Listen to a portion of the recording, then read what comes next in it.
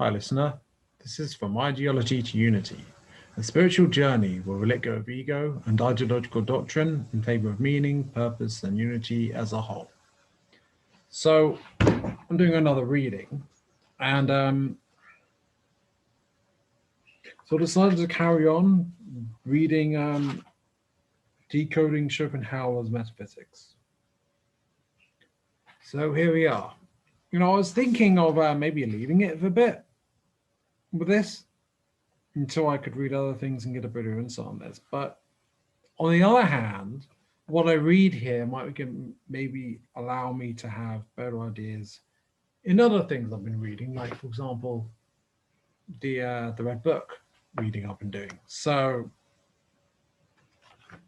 there's no need for me to hold myself back here. I might as well, if I feel drawn to doing this, which I do, and I have been, I'll continue. So here we are.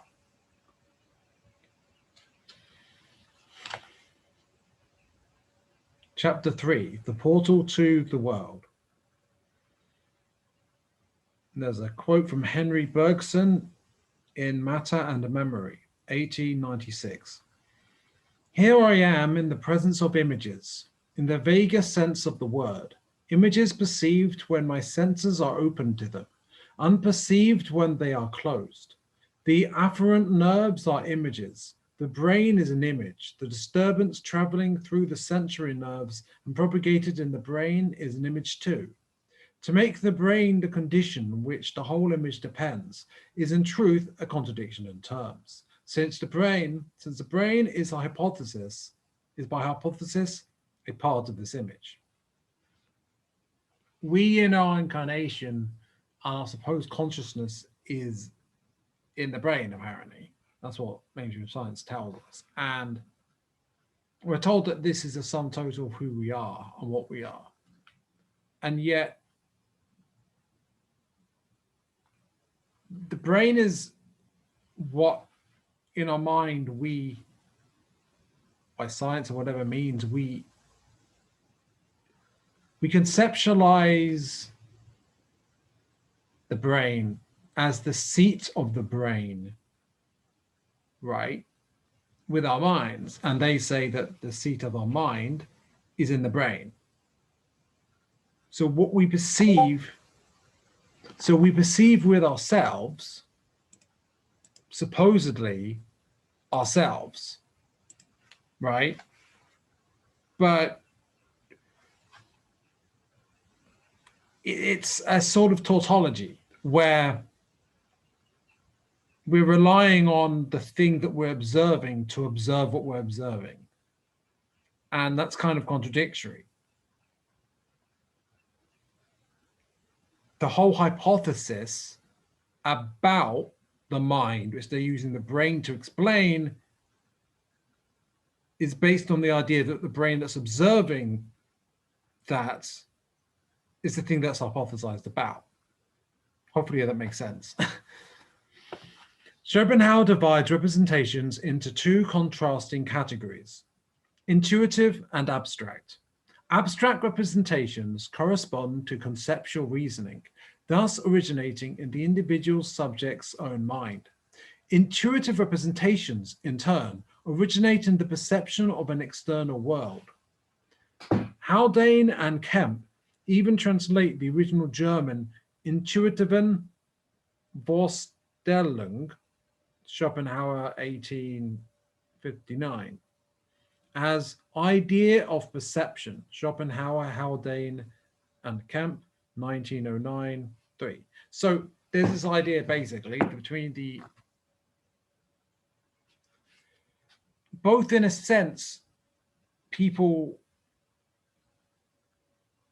connect both intuition and abstraction as on some level connected to imagination and the like. But a distinction here being made here is between that which is relying on what's external and that which is just purely relying on internal. It reminds me actually on the distinction between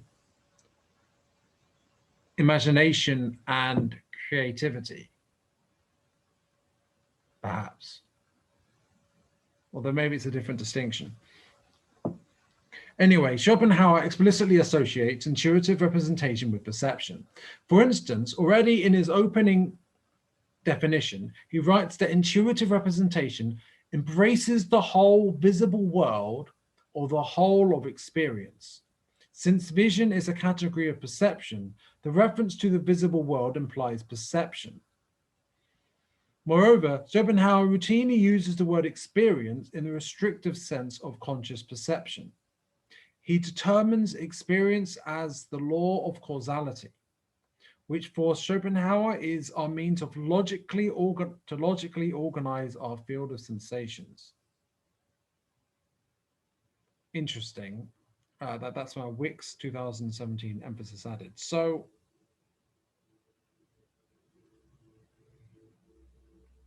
intuition is connecting to something beyond us through the connection within, in a non-local sense. So it's connection to the divine. This is not explicitly what's said here, but it's connecting something to higher than oneself that is accessed within. Whereas, it's in a sense, it's connecting to the interconnectality, if that's even a thing, the interconnectedness of which one is part of, because one is one with all that is, and that interconnectedness is what intuition connects us to. Whereas the abstract, as put here, is dealing with what's out there and your perception of it. And it's thinking it through, perhaps, rather than the more feeling intuition, perhaps. The law of causality, experience. The law of causality does sound like a reference to Hermetics. I don't know if it is, but it sounds like it. And experience is certainly, it's linked to catalyst, and it's how we can grow and learn and do inner alchemy, I suppose.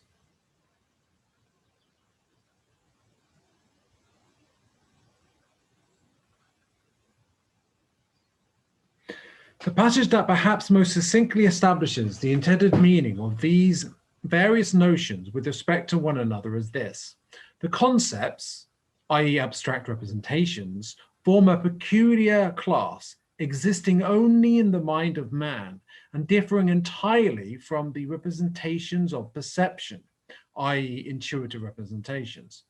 It would therefore be absurd to demand that the concepts should be demonstrated in experience, insofar as we understand that this is the real external world that is simply a representation of perception. And perception is, right, an internal, right, perception is our perception. It's subjective. It's fallible. It's rather than a connection with the one whole infinite, it's finite, subjective, perception that is only a certain angle of the overall picture because it's looking from outside the source, whereas intuition taps into source. And that's a fundamental distinction. At least that's the impression I'm getting.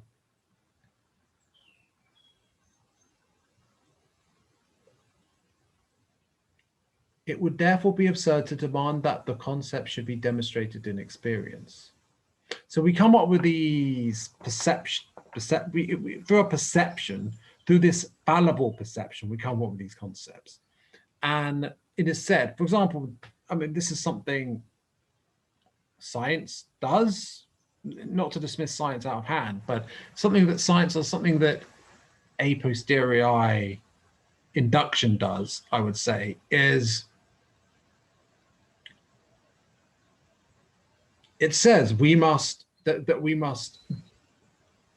any concepts that we have which should be demonstrated in experience, in external reality that is experienced, and that can be measured, and that you can show that it will play out externally. But it's a subjective take. It's an angle. It's not the truth. It's just, at most, it can only give you access to part of the truth. But I suppose if you think that all you can even have or access is individual angles and that there is no greater truth, what you're going to be left with is, well, this is the best we've got. We might as well just use this. But if there's something higher, a higher, deeper connection that you can get, higher source of information that you can access intuitively, perhaps you would be missing out if you only went with that which could be demonstrated in experience. And there's a danger there of dismissing anything that isn't demonstrated in experience by taking that approach. And that is in its worst extent, that is something that is referred to as scientism. Though interestingly, though on the other hand, it's treating it as if there's a higher order or higher explanation, a higher order in a sort of mechanistic way, in a sort of mechanistic sense. The laws of science, the scientific laws, the way the universe works in a sort of cold way where the cogs just keep turning and reality just keeps happening. Like evolution will happen without any consciousness involved. The stars will grow and die, and all of that will go on according to the laws, just following how it works, basically, the laws of reality in a completely impersonal, unconscious way. And, well, there is a logic to it. I don't think there's any heart to it, but there's logic to it. And what the postmodernists do is they just look at those angles and they deny that there is anything greater than that, which I suppose it's almost like a next step along, in the sense that it's like it's taking it to the more honest point, right? You start off saying, okay, well, we're taking the divine order out of this picture and we're just going to explain it. We're just going to go with, because it's saying there isn't that, there's just these different perceptions. Oh, but we can use these perceptions in order to explain things in terms of a higher order that is not divine, but rather just like a machine, right? But at the same time, they're denying the higher order, the divine creator, right? They're limiting themselves to these different angles and perspectives while claiming that that very process relies on subjective perspectives, gives them access to the greater order and greater truth. Beyond that, even though all they're already working with is the limited, they're trying to access the unlimited via the limited. And there's a sort of inherent fundamental contradiction in that. Or you could say almost a sort of dishonesty in that.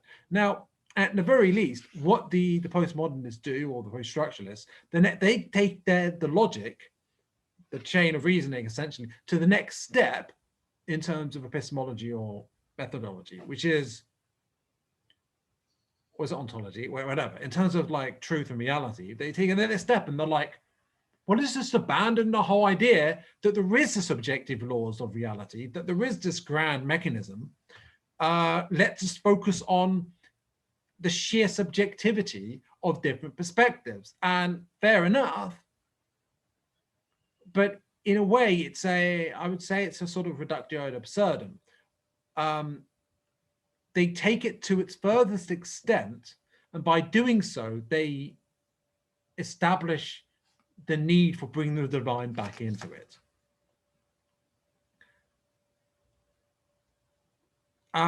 Whereas those who stick to what you could call scientism,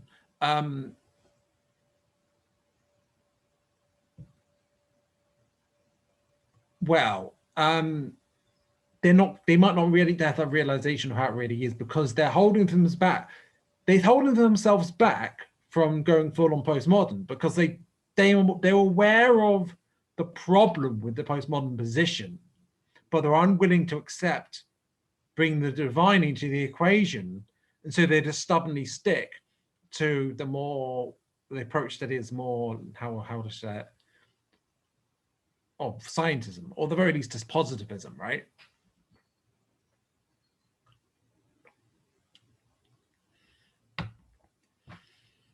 And even if you ignore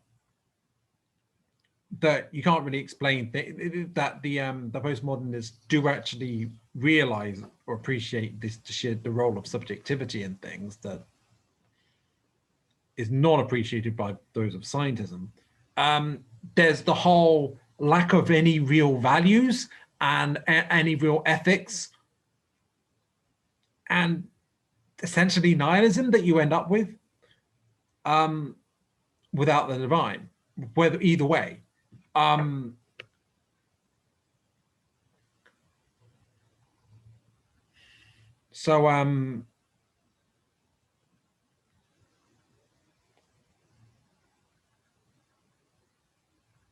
all you really are left with is consequentialism, and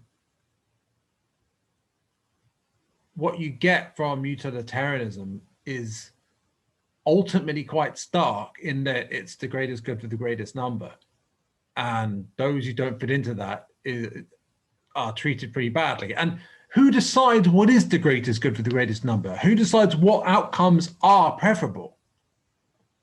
Well, generally those with more authority. So even though utilitarianism, there might be some logic in it theoretically, in practice, it just becomes the strong dictating over the weak. It's heartless because there's no divine in there. But of course, can we really blame either of those two camps from abandoning divine when the divine itself was so maligned? And by maligned, I mean that it was corrupted, Romanized, and essentially corrupted by the archons for service to self purposes, so that people would be in shame and fear and guilt and following rituals and not in touch with the divine, really, even in their belief. Because to be in touch with the divine is a loving thing, and it certainly was not loving what Christianity became. Right. So I'm going to carry on.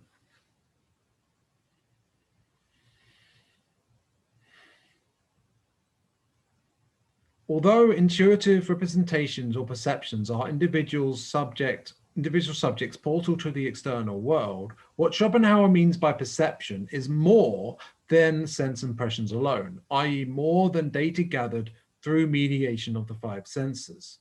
To see it, consider the more complete quote of Schopenhauer's definition. Intuitive representation embraces the whole visible world, or the whole of experience, together with the conditions of its possibility. Emphasis added, these conditions of the visible world's possibility are space and time, without which it could not be perceived.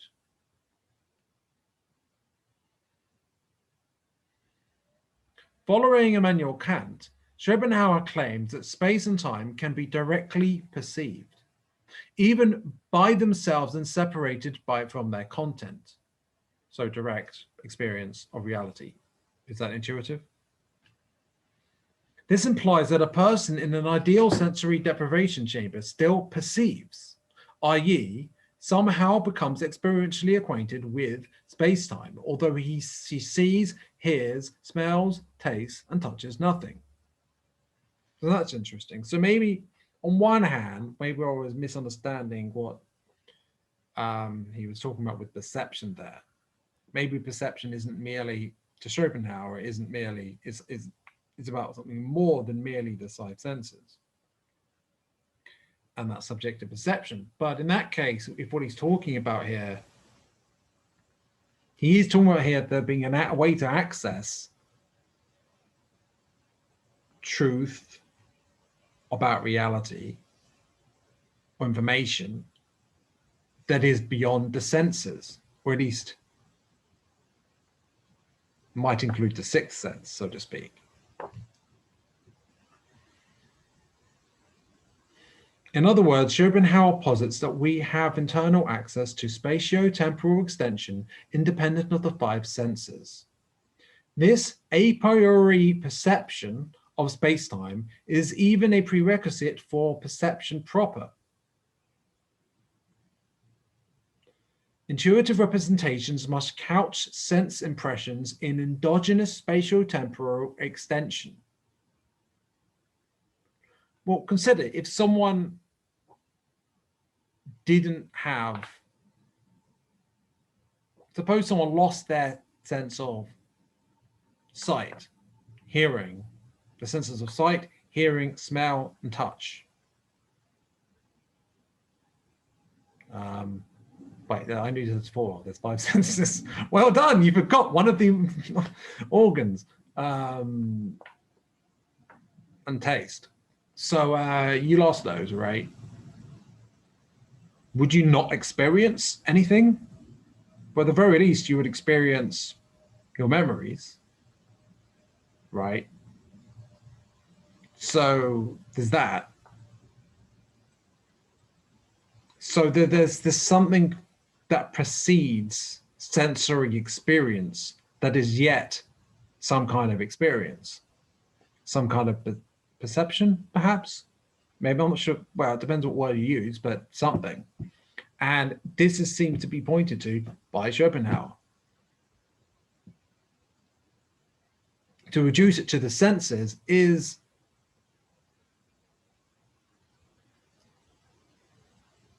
to miss that which precedes the senses, to which the senses are contingent upon.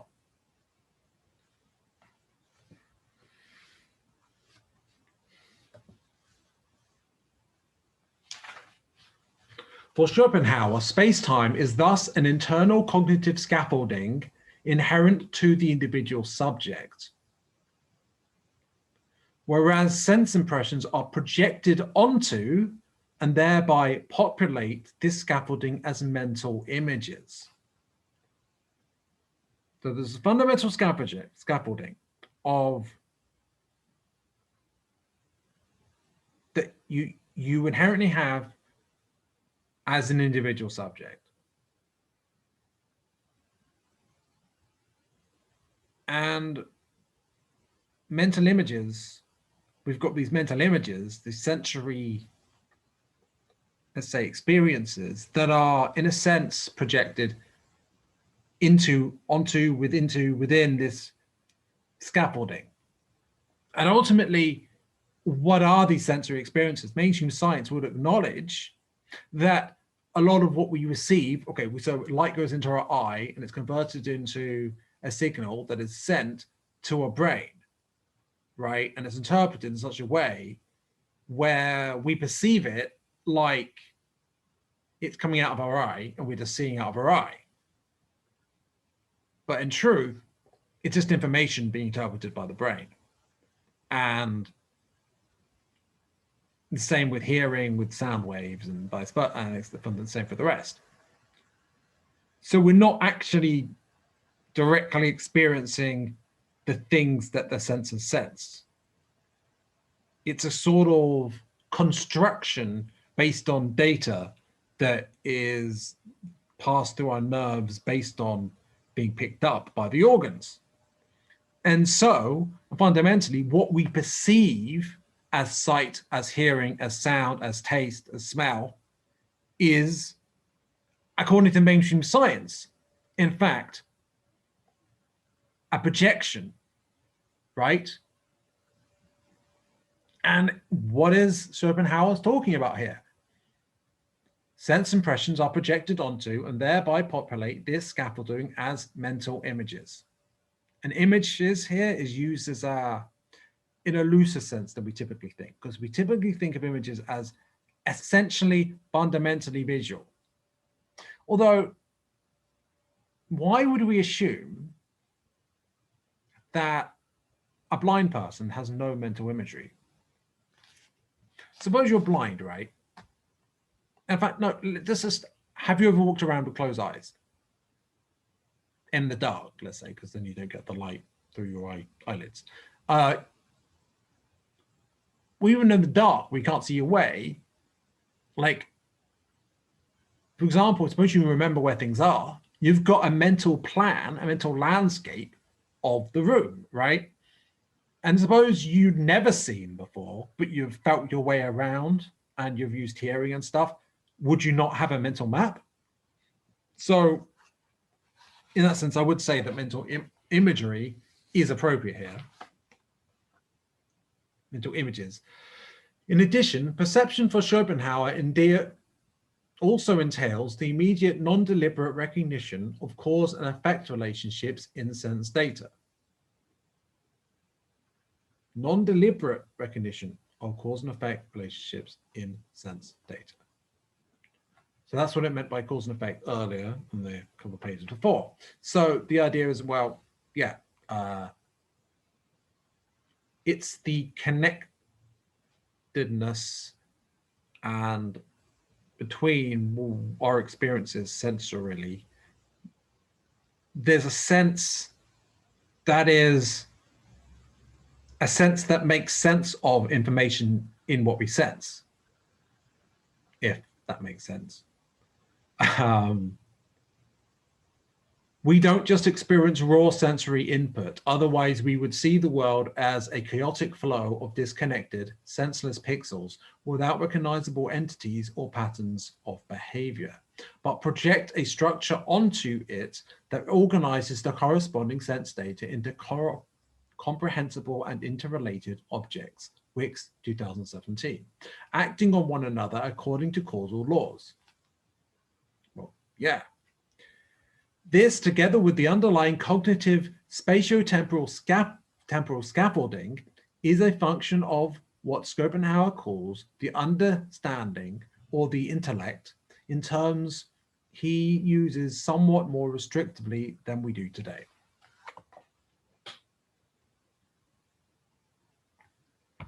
Right. So I think you understand the point there. So perception for Schopenhauer entails cognitive processes operating below the ordinary reach of introspection or explicit awareness.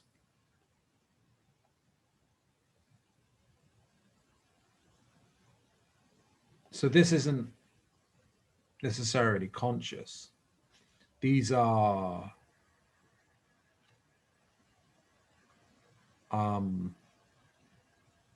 well, you could say subconscious, but they're necessary to moment-to-moment perception. Although this is entirely consistent with how perception is regarded in modern psychology, Bernstein, 2010, one could argue that it blurs the boundary between intuitive and abstract representations, insofar as we equate the former with perception. After all, both now entail cognitive processes. However, there is in fact no such blurring. The cognitive processes entailed by perception are autonomous and cannot, at the very least ordinarily, be accessed through introspection. Schopenhauer uses the qualifier immediate to characterize them as such. Conceptual reasoning, on the other hand, is deliberate and introspectively accessible. Therein lying the defining difference between the two. I shall elaborate on this in more detail later. And I would say that further, something that can be distinguished between these two things is intuition, which is connecting to the interconnectedness of all things by connecting to the heart and the oneness within. For the sake of clarity, since the qualifier intuitive nowadays has denotations of a very different form, even contrary to what Schopenhauer intended, I shall henceforth refer to intuitive representations as perceptual representations. Well,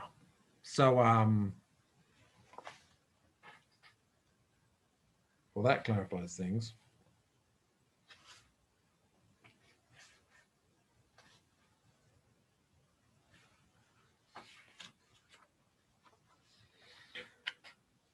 Chapter 4, the world as it is in itself. For historically early man, there stands behind the phenomena and on the other side of them from me, a represented which is of the same nature as me, whether it is called manner or by the names of gods or demons or God the Father or the spirit world, it is of the same nature as the perceiving self, inasmuch as it is not mechanical or accidental, but psychic and voluntary. Owen Barfield in Saving the Appearances, 1957. And this is that is specific, it's exactly what is denied in the secular age. Denied by, to put it overly simply, by scientism and by postmodernism. And I'm really oversimplifying it there. For Schopenhauer, the world in itself is will, all perceptual representations being objectifications of this will, i.e. renditions of the will in the form of mental images in the consciousness of an individual subject. Renditions, that is. So not the same thing, just a rendition, just an imitation. Because we are outside of the divine in incarnation, in our limitation, in our limited perception of things in day-to-day life. As such, the world presents itself to us as images projected onto our internal cognitive spatio-temporal scaffolding of perception. Philosopher Ite Shani calls these mental images the revealed order, 2015, and the extrinsic appearance, Kastrup, 2018. But the world as it is in itself, i.e. its concealed order or intrinsic view, concealed order, Shani 2015, or intrinsic view, Kastrup 2018a, is according to Schopenhauer something qualitatively different. Now, to make sure it's clear here, the former is a revealed order or extrinsic appearance of mental images, subjective mental images. The latter is a concealed order and an intrinsic view, which is qualitatively different from the former. One can only become acquainted with the intrinsic view, the concealed order of an aspect of the world, by being this aspect. And beingness is linked to presence, I would add. Now, that's me adding to it. That's not from the book. But yeah, the word being there seems significant in that being is according to Lord One or New Age ideas, is fundamentally linked to presence. It's like the I am presence, right? Being. I mean, am is linguistically synonymous with to be, being. So I am, yeah, it's connected. There is therefore precisely one aspect of the world whose intrinsic view we can access, ourselves. Also consider, what is ourselves? What are we?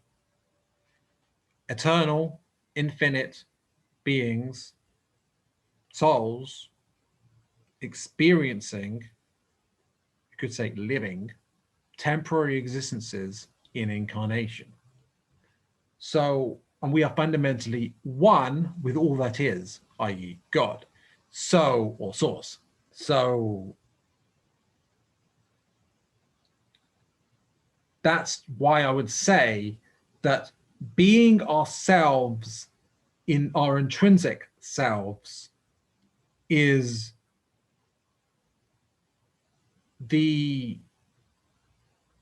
what the concealed order, the intrinsic view is. The fundamental perception that goes beyond the senses, that precedes the senses, of which the senses depend upon. And yeah, it's being, it's awareness, it's the I am presence, it's love. I sense you know where I'm going with this. What it is like to be ourselves is, for Schopenhauer, our sole hint to what the world in itself is like. So divine, loving, and so forth. In his wonderful aphoristic words, we must learn to understand nature from ourselves, not ourselves from nature. You know that feeling you get when you're in nature, you're among the trees, and you feel this sense of peace come over you? Or you see something beautiful, you hear some wonderful music, and it moves you. Do you think that comes from external? That comes from what you're observing? No, it comes from within, right? So that comes from the internal. It might seem like it comes from the external, but that's it's a projection. It's a positive projection. It's a projection of positive emotion, but it's still a projection. We often talk about like projection of negative emotion when you feel attacked by someone else, but one issue perhaps of this separation, the illusion of separation, one problem is that even when people experience the divine connection and this wonderful joy and loving experience, in this state of a separation, often when we experience that, we feel like it's externalized and objectified, separate from us, and that we are experiencing something external that makes us feel that way, as opposed to recognizing that it's already within us, it's just coming to the surface of our awareness. So in a sense, these things like nature are, or wonderful music, so to speak, are catalysts for us being reminded of who we really are.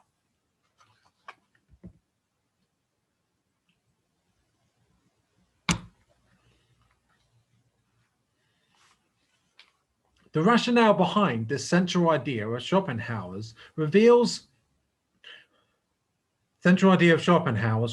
some elaboration. According to him, one can only talk of plurality of individual entities or events in the context of space-time extension. Two entities or events are only separate insofar as they occupy different positions in space and time, space or time.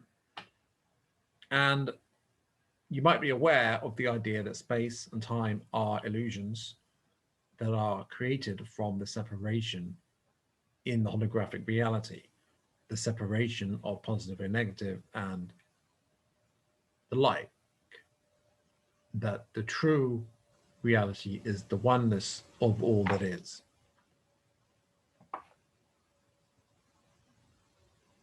But It's not to say that the holographic reality isn't real. In a sense, it is real in the sense that it's created by the creator and it's for the creator of which we are part of to understand itself, which also entails us understanding ourselves.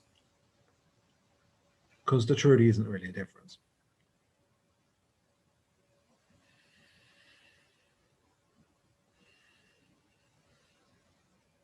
Two stones existing in the present moment can only be said to be separate if one is here and the other is there.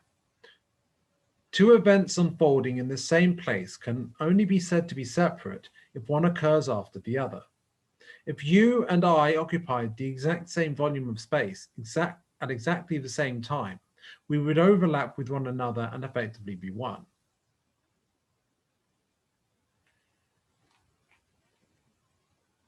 Something that came to me when I was reading that was this idea of, so you get that stone, well, I suppose it's broken into pieces. Fundamentally, the same stuff still exists, and it may be in separate places, but it's still the one, it's still the same essence, and it's all one, really. It's still stone, right? It's still the same atoms, even if they're disconnected. And what quantum physics tells us is about non-local connections between things. Quantum entanglement, things retain connection over a distance when they're no longer together after becoming entangled in a quantum sense. There is a sense of multidimensionality whereby beyond 3 dimensions, things are adjacent in a way that is beyond 3 dimensions. This is, to me, is fundamentally linked to that all that is one.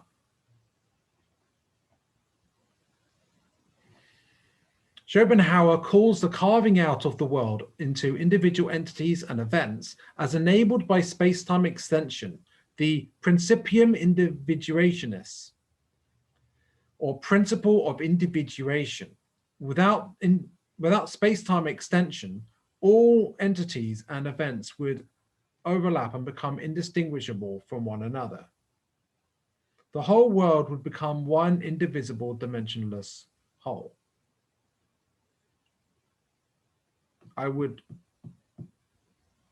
I feel like the individuation referred to here is not the same individuation as that Jung refers to. It seems to be referring to breaking up of the whole into the individual separate pieces, as opposed to individuation to Jung seems to refer to the unification of individual separate pieces into one. Or maybe they're just the same thing in reverse direction.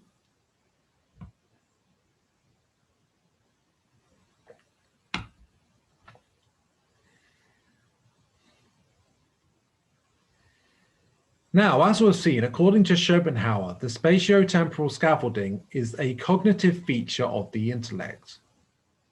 It exists only in the consciousness of the individual observing subject. And so, everyone else, they have their own scaffolding and their own sensory experience filling in those gaps. And it's different for everyone. Even if at the core, well, all is one.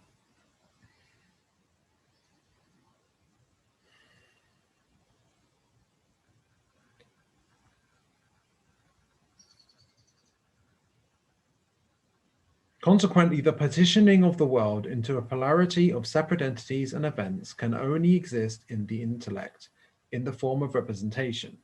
Keep in mind, events refers to time, so it's referring to the illusion of space and time and the oneness of it all. It is us, in perceiving the world, who break up its image into distinct pieces. And what happens if you stop to do that? What happens if you stop putting labels on everything? What happens if you stop identifying with things or disidentifying with things, identifying as something or separate or as not something?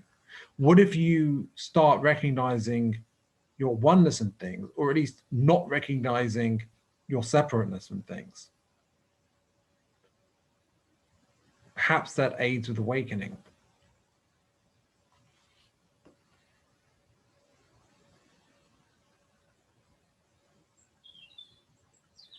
It is in us in perceiving the world who break up its image into distinct pieces. Plurality is imposed by us as a mode of our cognition, which motivates Schopenhauer to refer to it as mere illusion.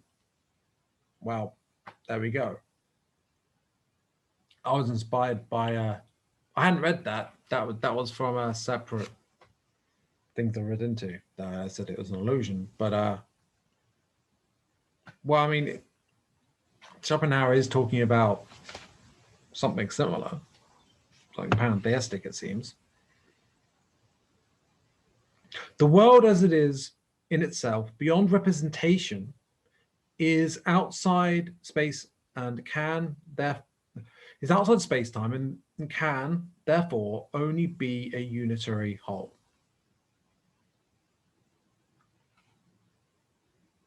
I think the case is being made pretty well here. Since we and the world are then ultimately one, there must be a sense in which what it is like to be us, after we set all representations in our intellect aside, is akin to what it would be like to be the world as a whole. By virtue of being ourselves, we can then make inferences about the inner essence of the world, as within, so without, as above, so below, and so forth. The law of correspondence. We look within to who we truly are, connect with that, and that's how we understand the external. For the external is a reflection of the internal in any way. And the external that we experience, well, is the expression of the internal, yeah, that's what I just said.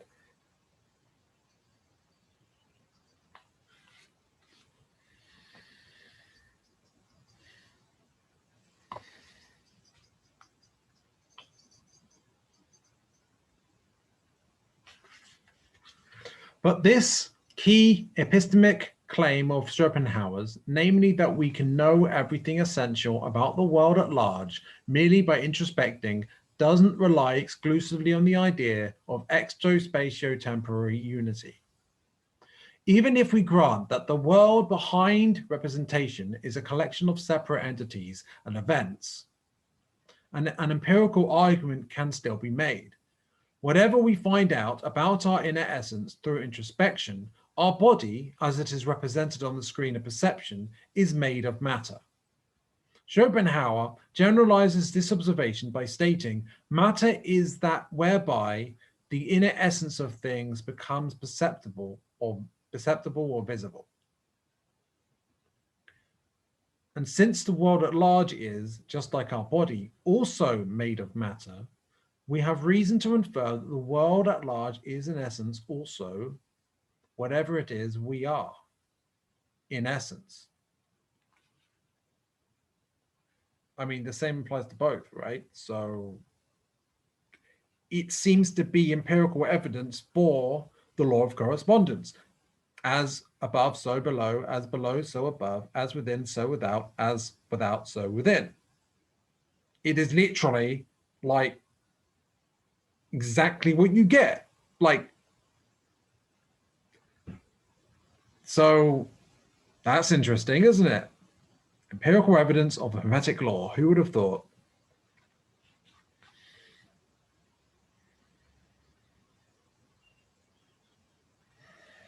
Assuming otherwise would entail postulating an arguably arbitrary discontinuity in nature. After all, the world at large is made of the same kinds of atoms and force fields our body is made out of. I mean, and if quantum physics is anything to go by, well, there's an interconnectedness in all things established by quantum physics. There's quantum non-locality, there's spooky accidental distance, there's and things such like that. There's the there's the Gödel's cat issue, the collapse of different wave functions, of these different superpositions of possibilities. You observe it and it collapses into one of them. And consciousness itself affects reality. That's the law of attraction says. So the idea is that that manifestation is consciously manifesting or creating or causing a particular thing to be what it collapses into. So essentially, quantum physics shows that what Schopenhauer is saying here is true. And that it's not that everything's just discontinuity, right? Everything's just separate. Science is increasingly showing that everything's connected. Exactly what, for one, even though it's a bit simplistic, is to talk about scientism, they deny that. Exactly what physicalism denies, right? Physicalism is what I should be referring to, not scientism. That's a more accurate way of putting it. No, physicalism is two kinds, right? Perhaps you could say the modernist form and the postmodernist form. I'm not sure. I'm oversimplifying again. But you get my point. There's empirical basis to this. Even if we were to say that the empirical basis has to be the basis, which I disagree with, but anyway. It is thus the empirical observation that all things perceived are made of matter, including our body. And that still allows us to extrapolate our knowledge of our own inner essence towards the world at large, even when assuming the latter to be fundamentally constituted by separate, or at least separable, entities and events. Whether we come to it through the notion of exospatio-temporal unity, or through inferring that matter is the visibility of the will, the key epistemic insight underlying Schopenhauer's metaphysics is that we can understand nature from ourselves, not ourselves from nature. This key insight is what allowed Schopenhauer to reach far beyond the limits of Kant's philosophy. Boom. I like that. All right. That makes it pretty clear to me. Through introspection, what Schopenhauer realized about his own inner essence, and therefore about the inner essence of the world as a whole, is something he considered appropriate to call the will. I mean, I would add that consciousness, divine consciousness is in everything, according to Law of One, New Age ideas, and Hermetic laws, and so forth. So, and mentalism is one of the Hermetic laws, the law of mentalism. So, mind over matter is the principle. And will is the law of attraction and manifestation, that we manifest from within to the without. That you could say it's consciously done. So you could say that it's will. Whereas that which is mere representation is, well, perception. Well, not extrasensory, but just the limited five. And that perception is ultimately, well, representation. And representation is contingent or dependent upon the will or the consciousness that is necessary for its existence. This is a clear reference to volitional feelings. Moreover, as we have seen above, the Schopenhauerian thing in itself is only knowable by gauging what it's like to be it.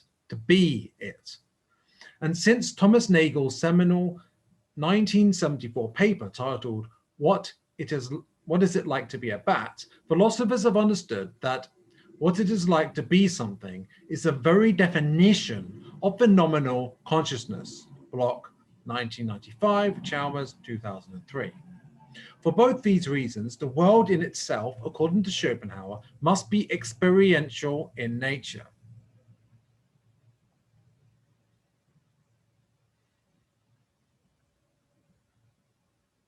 So fundamentally, we don't know why, simply from what's worth to hear, why the paper, What Is It Like to Be a Bat, establishes that what's it like to be something is a definition of phenomenal consciousness. But it makes sense to me. I don't know what perspective, what philosophy those philosophers were coming from. What philosophy were those philosophers philosophizing from? But because this conclusion leads to seeming contradictions and implausibilities in Schopenhauer's metaphysics, which I shall elucidate later, there are persisting doubts about it in the literature. I confess to feeling nonetheless dismayed at these doubts, for, to paraphrase Michael Tan in an entirely analogous discussion, 2001, if by will Schopenhauer meant something other than will, why didn't he then call it what he meant?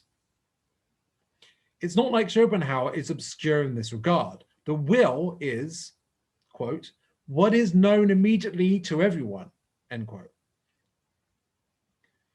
And, quote, consciousness alone is immediately given, end quote.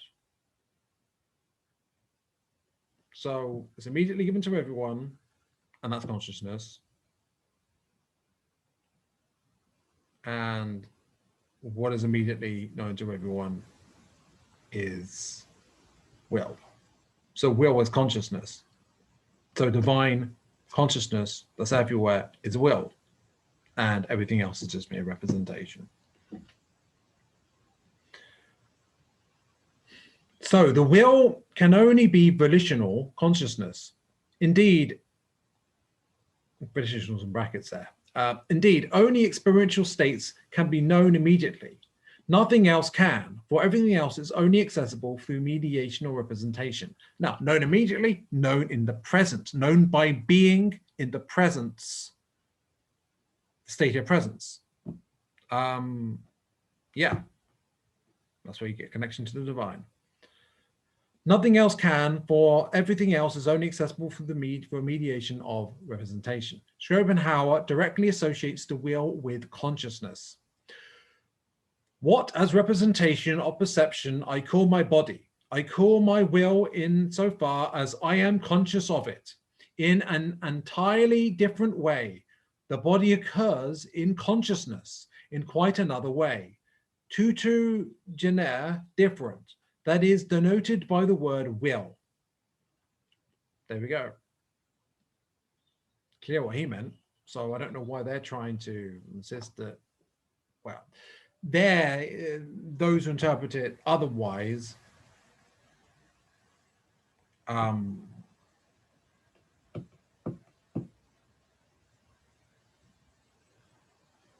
mediating what they're reading through representation, right? Let's put it that way. Clearly, the will consists of experiential states. Even in his extensive dismissal of solipsism, which he calls theoretical egoism, Schopenhauer uses the terms mere phantoms and phenomena of the will in reference to philosophical zombies and conscious organisms, respectively, thereby, again, equating the will with consciousness.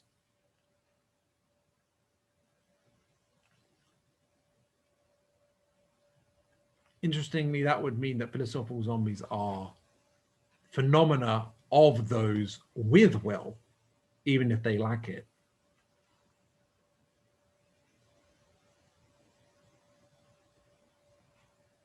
And it's interesting that this sort of perception is being dismissed as this sort of objective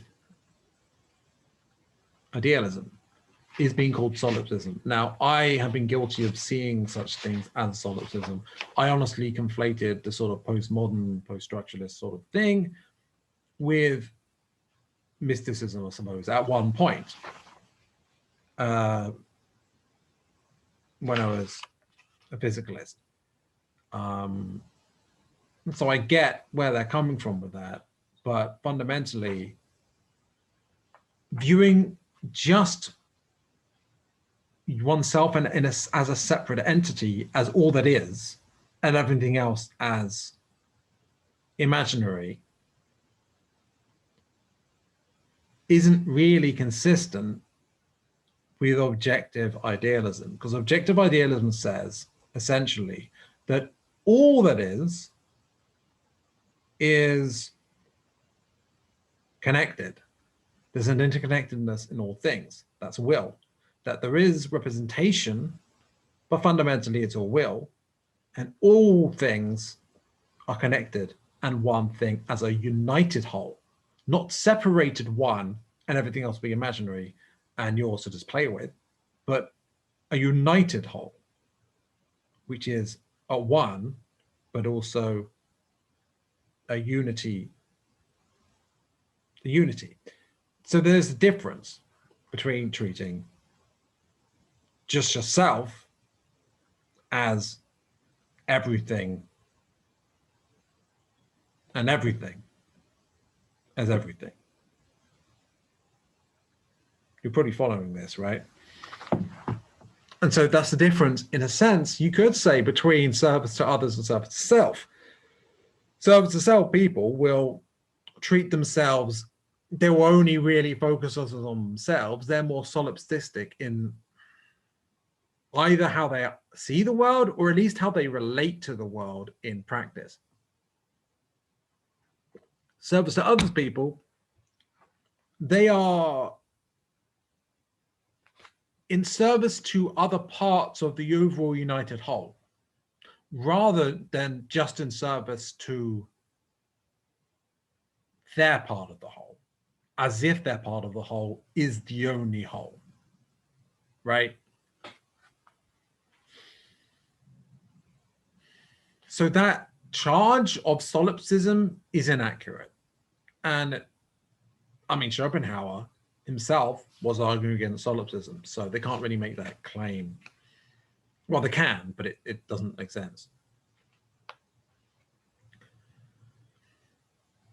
A particular type of experiential state is more primarily associated with the will, after defining feeling as something present in consciousness, but which is not a concept. Schopenhauer claims that virtue and holiness, i.e. forms of conduct, result not from reflection, but from the inner depth of the will. Conduct, as we say, happens in accordance with feelings. And I'm reminded of something in the Nietzsche I was reading yesterday. It was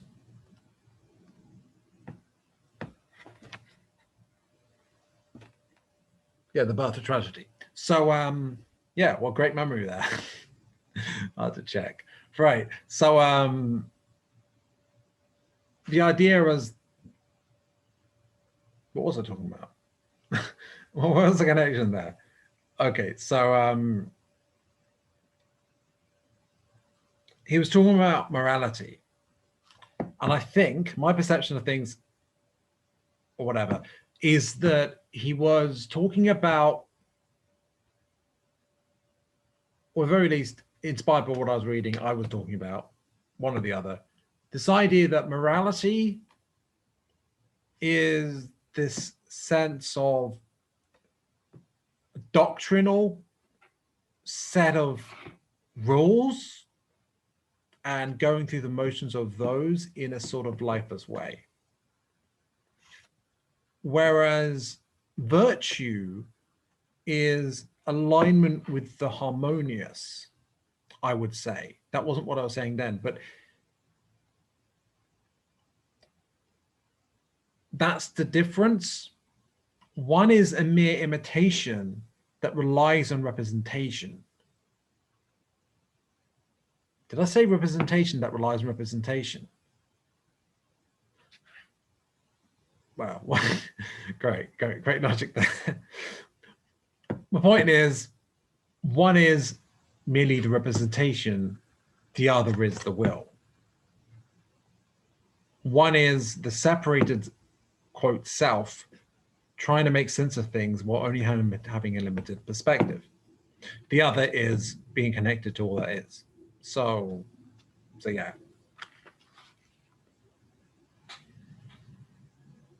Difference between morality and virtue, perhaps.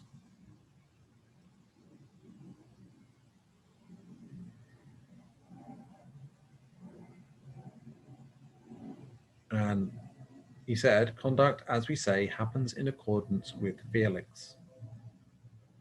Not with rules, but with feelings.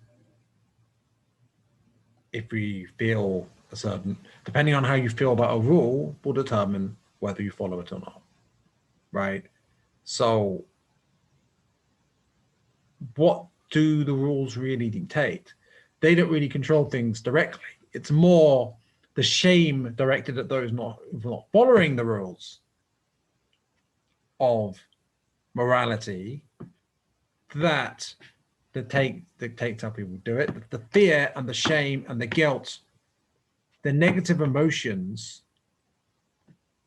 So in that sense, there's something fundamentally base and dark and the opposite of divine and the opposite of virtuous when it comes to doctrines of morality. Now, what is primarily upheld? Organized religion is what primarily upholds morality. And otherwise, in the secular age, much of our morality is merely a sort of a secular filtering down of what previously were religious moral doctrines. So without access in the realm of the secular cut off from the divine, or even the realm of organized religion kind of cut off from the divine, funny enough,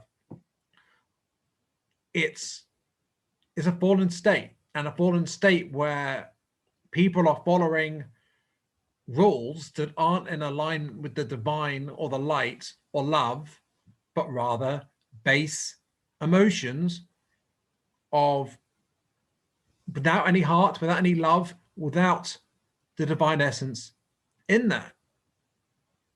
And so you can tell what something is aligned with by the feelings it aligns with. And so that is how you can tell. You can go the vibration of it, the emotional vibration of it. This is why fundamentally I'm not interested in going with the mainstream organized religion of, say, Christianity, right? Because I see the emotions that they're evoking. I see the way the control is done. I see that these moral ideas that are put forward, the rules that we are told to follow on the basis of this morality, which supposedly is helping other people, is maintained and justified on the basis of a lack of love. And when you have a lack of love, it's about fear, shame, and guilt, and the like.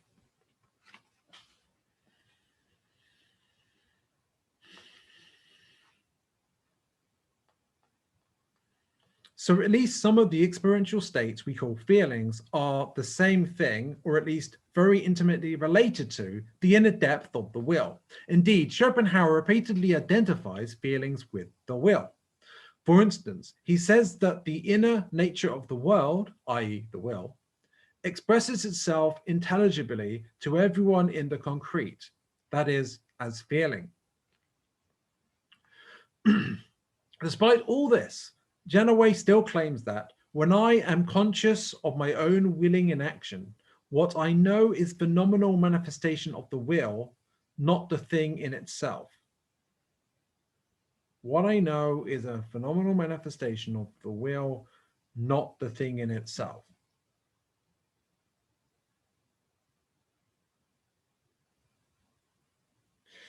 This conclusion cannot be true, at least in some important sense. For after listing pleasure and pain as examples of feelings, Schopenhauer proceeds to distinguish them from any kind of representation. Quote, "We are quite wrong in calling pain and pleasure representations, for they are not these at all, but immediate affectations of the will." And keep in mind,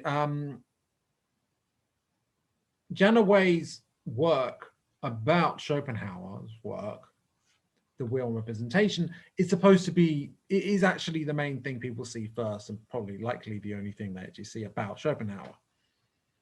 And it's directly failing at taking Schopenhauer's work on the basis of what it actually says. Like, it's pretty clear cut what it says there, right? But it misses it out.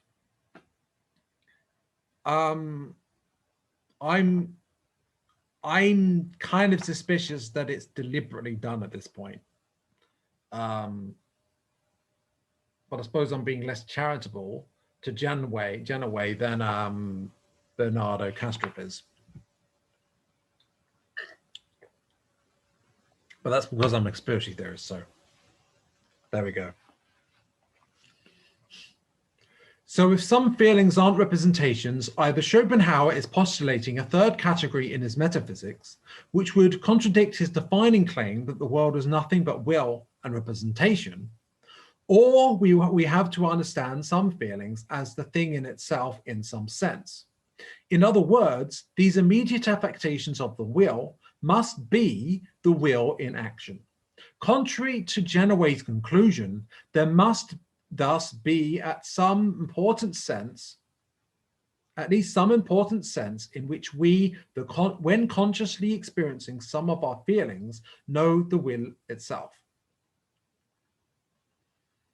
Indeed, according to Schopenhauer, the will shows itself as terror, fear, hope, joy, desire, envy, grief, zeal, anger, or courage.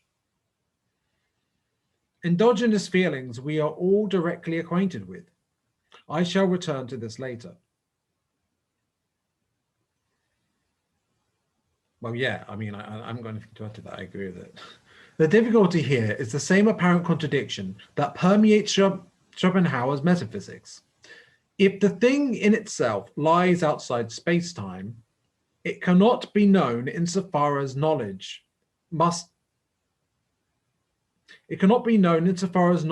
extend across our cognitive spatio-temporal scaffolding. Yet Schopenhauer is definite when he claims that not only is the will known to us, it is indefinitely better known and more intimate than anything else. For we can access it directly through our intrinsic view, our first-person experience of ourselves. To make sense of this apparent paradox is what I shall now begin to attempt. Before we read that, I'll give my attempt. So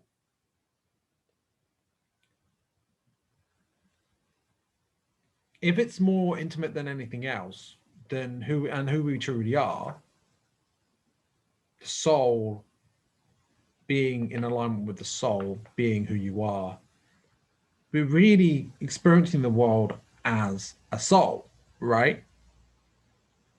So the illusion is that we are in the body, looking out of the body at the world in this incarnation, right? But perhaps what's really going on is, think of it as two, let's say, dimensions, for the sake of argument, that are completely overlapping each other. And yet one is physical, right? And the other is, let's say, spiritual. Now, we can call that which is spiritual, for sake of argument, the will dimension, or just will, right? And the other as representation. Now, what is necessary in incarnation so that we can learn about ourselves more, and so that we can get the experience out of incarnation that we can't get when we're completely connected to source in the spirit world? Well, it's that separation And in that separation, we're and being located with our spirit body in the same location, moving around with the physical body and the energy body, right? We experience it like we are that because of the BL of begetting. Because we don't remember who we are, we experience it like we are that. But we experience how we really are when we connect to our being, our presence, the divine, intuition. And that's when we temporarily might break through that, the veil, right? And in fact, Schopenhauer did say, I think it's Schopenhauer, the idea that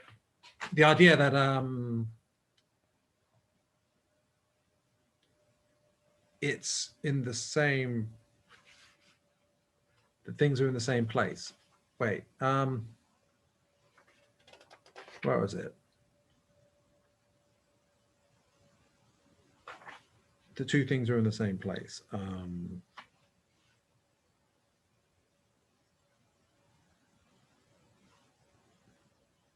to find the page.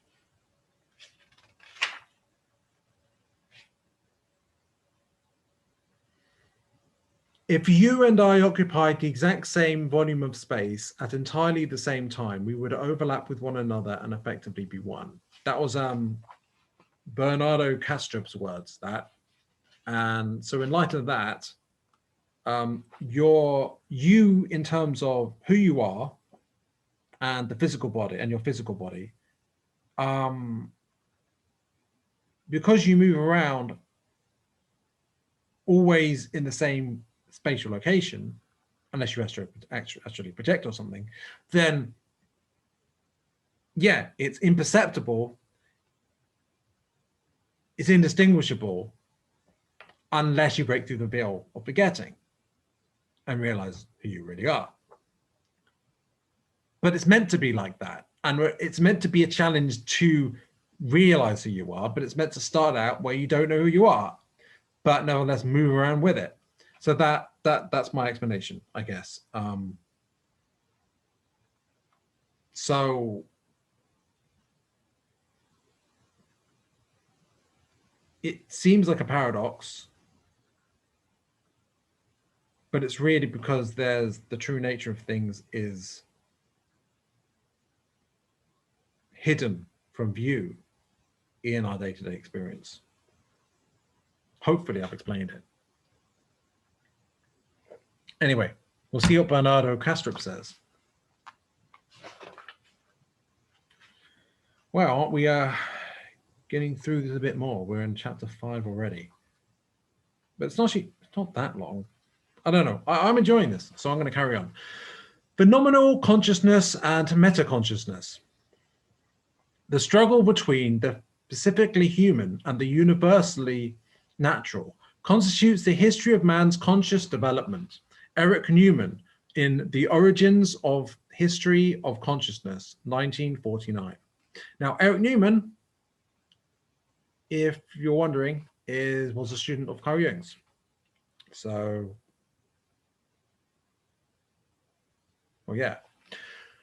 To gain introspective access to an experience, i.e., to be able to report the experience to oneself, it is not enough to merely have the experience. One must also consciously know that one has it, i.e., one must become explicitly aware of it by placing one's attention on it.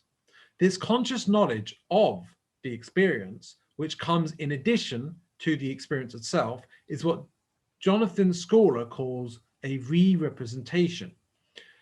Periodically, attention is directed towards explicitly accessing the contents of experience. The resulting metaconsciousness involves an explicit re-representation of consciousness in which one interprets, describes, or otherwise characterizes the state of one's mind. Scaler, 2002, page 339 to 340, emphasis added. So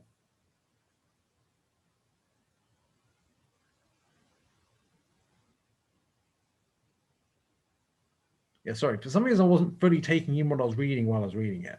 I do that sometimes. So, reading it again.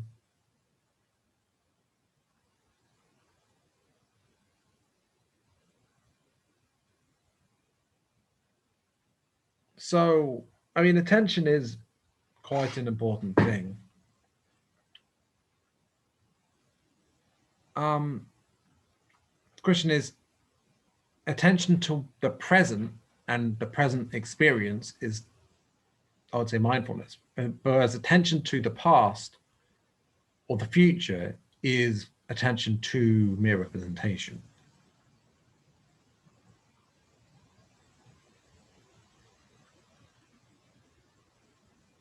And meta-consciousness, I would say perhaps that mindfulness is meta-consciousness or re-representation. Am I missing the point? I don't know. I'll carry on. Although re-representation is necessary for introspection, research has shown that it is largely absent, for instance, in ordinary dreams. Wint and Metzinger, 2007. This demonstrates compellingly that mental activity does not need to be re-represented in order to be experienced. After all, dreams are experienced, but only to be introspectively accessed. During ordinary dreams, one simply experiences, without consciously knowing that one experiences. Introspective access to dream contents becomes possible only upon awakening through memory.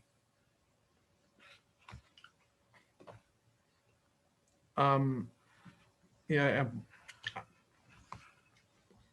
does remind me of the idea of, well, spiritual awakening, where you remember who you really are.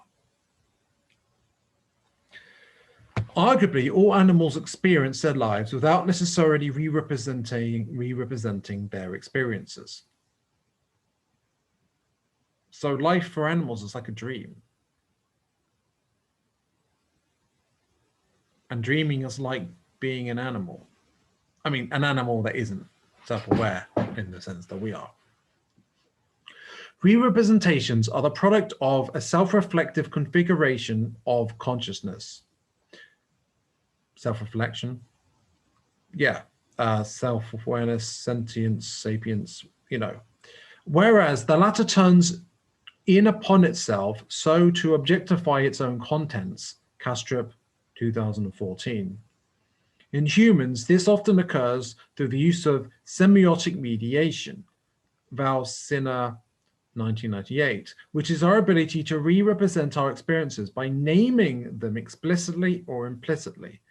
Alex Gillespie gives an example. In order to obtain dinner, one must first name one's hunger. This naming, which is a moment of self-reflection, is the first step in beginning to construct, semiotically, a path of action that will lead to dinner.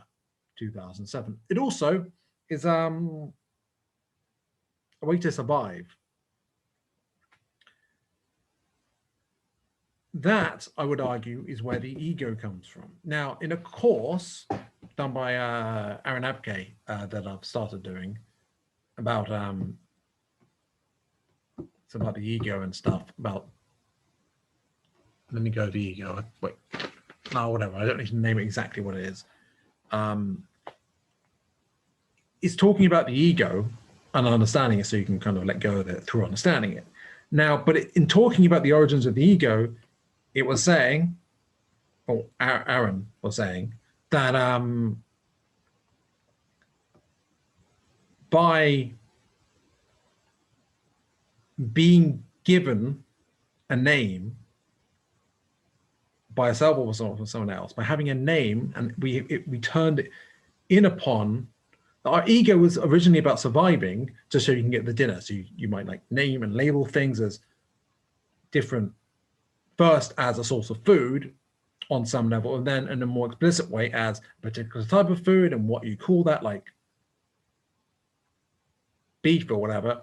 And then but the next is you identify yourself as an object of your own subjective perception. And so you label yourself as a thing, you objectify yourself in a sense and say, like,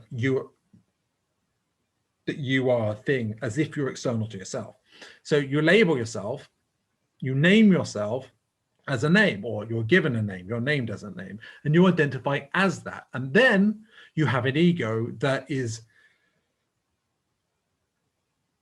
has an identity of a person in a life separate from all of reality. But what precedes having an ego is second density. So it is an evolution up, right?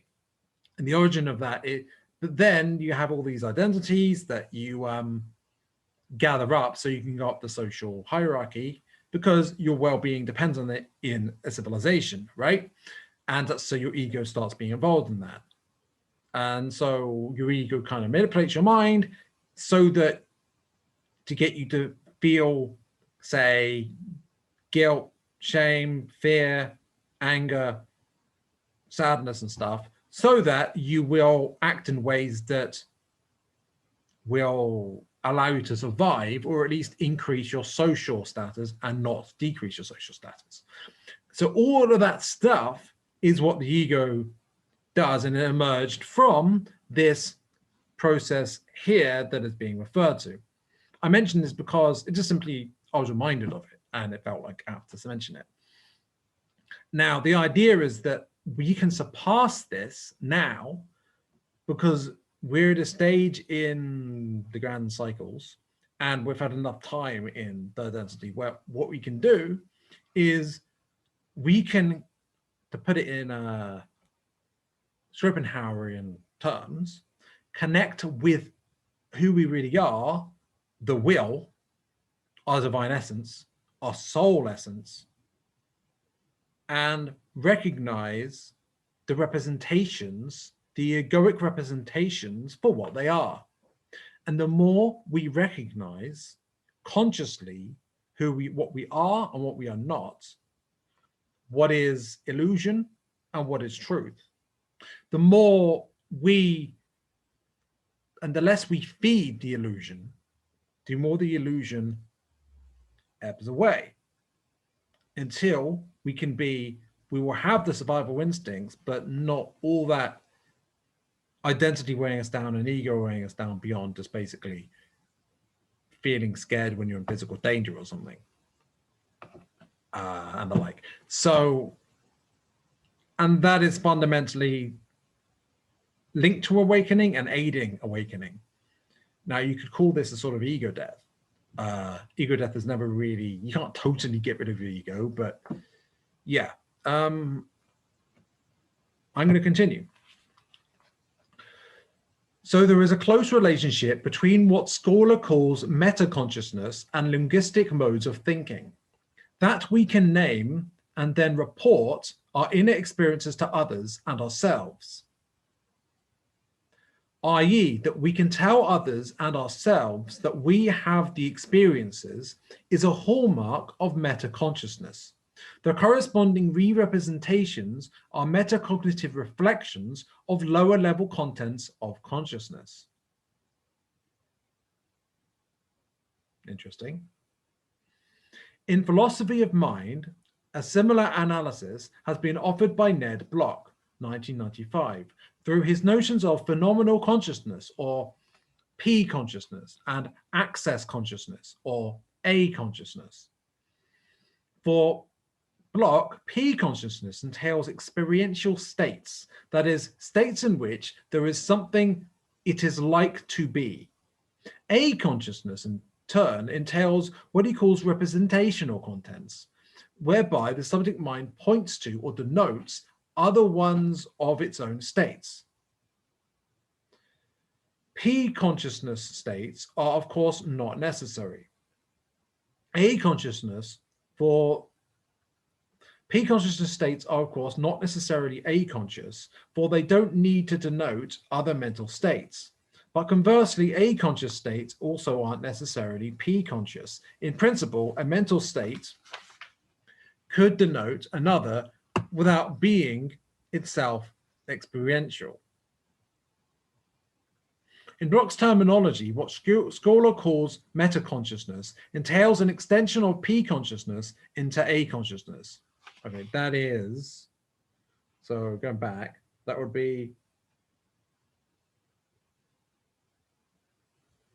an extension of the mind, where the mind points toward the notes, one of some extension of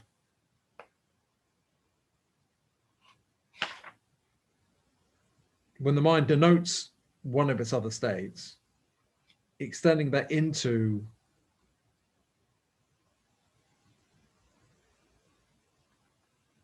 whether something is like to be.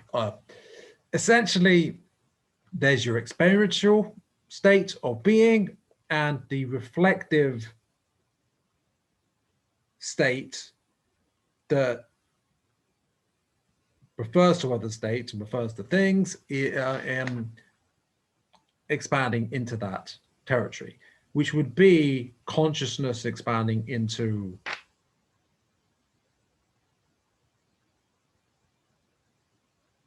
a meta-consciousness, being conscious of your own conscious experience, essentially.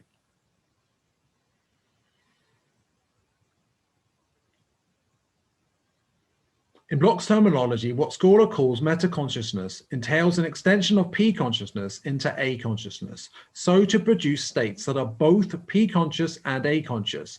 I shall call these PA conscious states. First, the subject is purely P conscious states.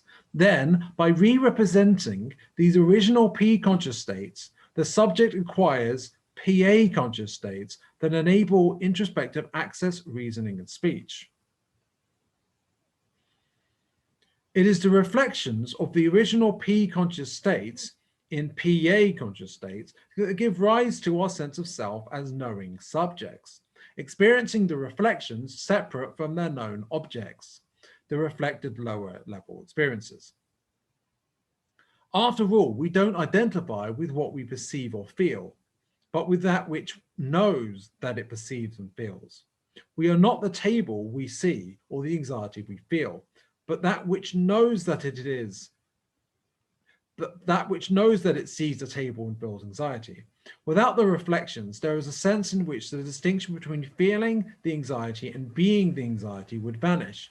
There would be no observer of the anxiety, but only the anxiety itself as felt. By re-representing our own mental activity, we thus create an experiential knower-known pair, which is characteristic of self-reflection. The process can even lead to a recursive hierarchy of subjectivity. In a higher level of self-reflection, what was the knower in a lower level can itself be reflected or become the known to a meta-knower. Right, but what if you become conscious of your own meta-knowing? And what if your A consciousness raises in consciousness and frequency to the point that it no longer needs P consciousness? Or at the very least, to the point that it's aware that all its P conscious states are representations, where a will isn't carried away by egoic P states, perhaps. It's not carried away by its own identities or its own labels of things, but rather recognizes that these things are just representations, but nevertheless is capable of representations and playfully engages in them like a child does. Perhaps that is what the awakened consciousness does, and awakened beyond third density, I mean. I don't know. That's conjecture. Oh man, let's put water on the mouse mat. as you do.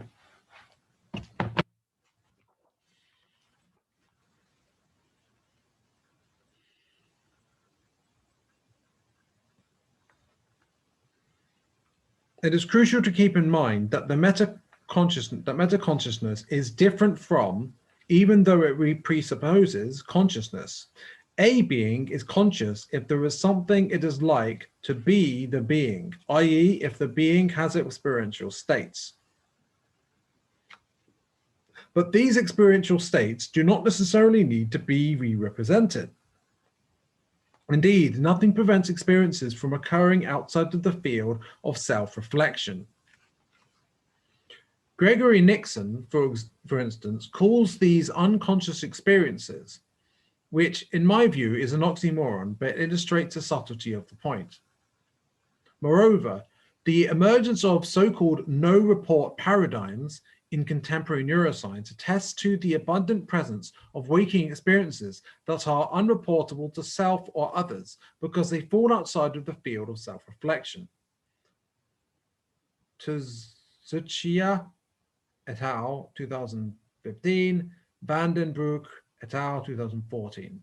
David Eagleman provides several examples, such as the driver who moves his foot halfway to the brake pedal before becoming explicitly aware of the danger ahead, 2011.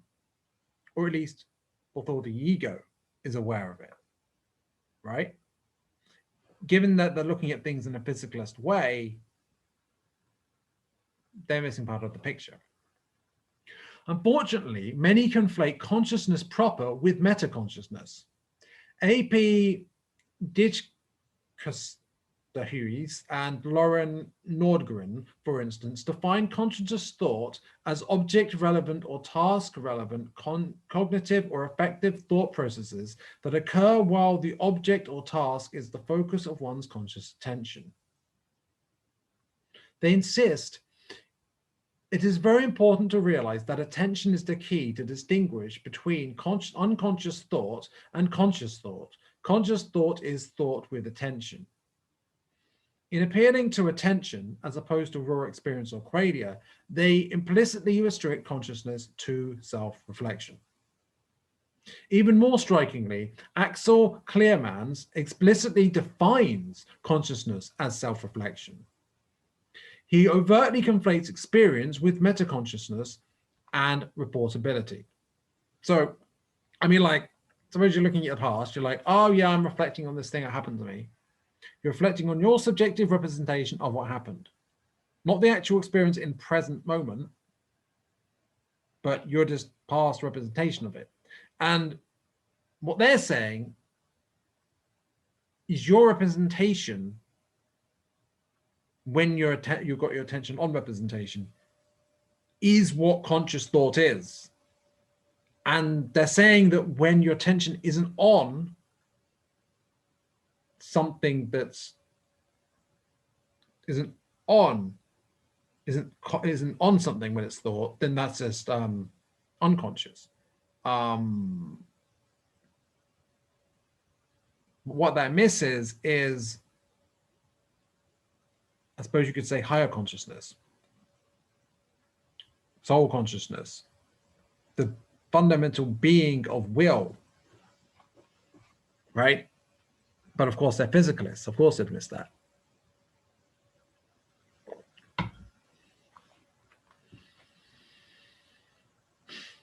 Quote, I think, yeah, so, quote, awareness, on the other hand, always seems to be minimally entail the ability of knowing that one knows. This ability, after all, forms a basis for the verbal reports we take to be the most direct indication of awareness. And when we observe the absence of such ability to report on the knowledge involved in our decisions, we rightfully conclude that the decision was based on unconscious knowledge. Thus, it is when an agent exhibits knowledge of the fact that he is sensitive to some state of affairs that we take this agent to be a conscious agent. This second-order knowledge, I argue, critically depends on learned systems of meta-representations and forms the basis for conscious experience. Clearmans, 2011, emphasis added. This isn't a recent problem. Already in his important 1995 paper, Block lists and is very critical of similar conflations, page 236 to 239. Going even further back, by perusing the original texts of the founders of depth psychology, one quickly realizes that when they spoke of unconsciousness, the founders meant lack of meta-consciousness, not of experience proper. Now that's a criticism of Carl Jung. Probably one of the best I've ever come across, actually. Yeah, I'm glad I haven't just limited myself to Carl Jung. Though his work is great, it's excellent. Depth psychology is based originally on Jung. What precedes that was analytical psychology of Freud, but it wasn't depth psychology, I don't think. Even though those are labels, but there we go. So let's carry on with that paragraph.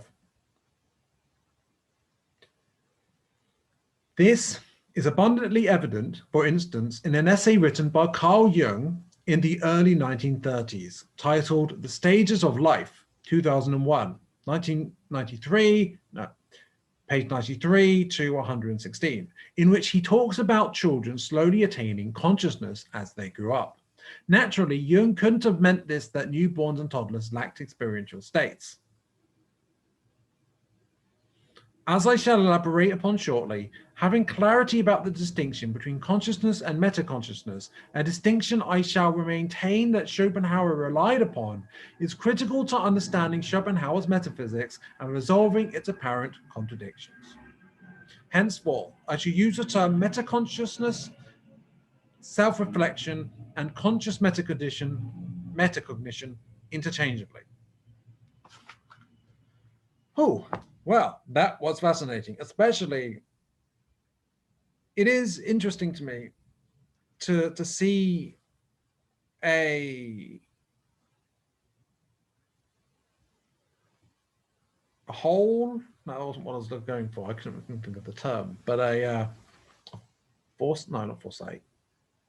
shortfall in Jung's theory here. I guess it's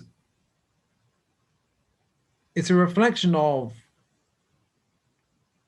how physicalist science has become, and us even then. But at the same time, we have to keep in mind that Jung didn't really recognize, say, the divine aspect of things. And if he had, he wouldn't have been taken so seriously. And it's the accessibility of his ideas. And there are aspects of his psychology that are certainly valuable for people to have access to and aware of. And even he's considered fringe, right? And not that taking it seriously, but there's some real gold there, right? Especially compared to other psychology. Although there might be some psychology since the starting to get like similar gold. But yeah, and if you went all out, like, it might not have been like taken so seriously. I don't know if Jung secretly believed in pantheism or something. His work, his studies of Gnosticism, at least shows an awareness of pantheism. Now the question is, did he believe that explicitly, or was he aware of it? Did he not quite take that step? Or did he hide it? I don't know. But apparently there was someone who claimed in a review that he was like a Gnostic, and he was like absolutely insistent that he wasn't. Maybe it's because he knew what that would mean to his career if people really thought he was a Gnostic. But that's really interesting. That's really interesting. And also the fact that what I would call a egoic experience, I suppose, this the self-reflective in a sense, so it is conscious in a sense, but also very much representing things subjectively and not direct experience, not the direct being presence that, say, Eckhart Tolle tells us about and other thinkers in the New Age movement. So, and this is something, oh, pardon me. Never mind. And this is something which the,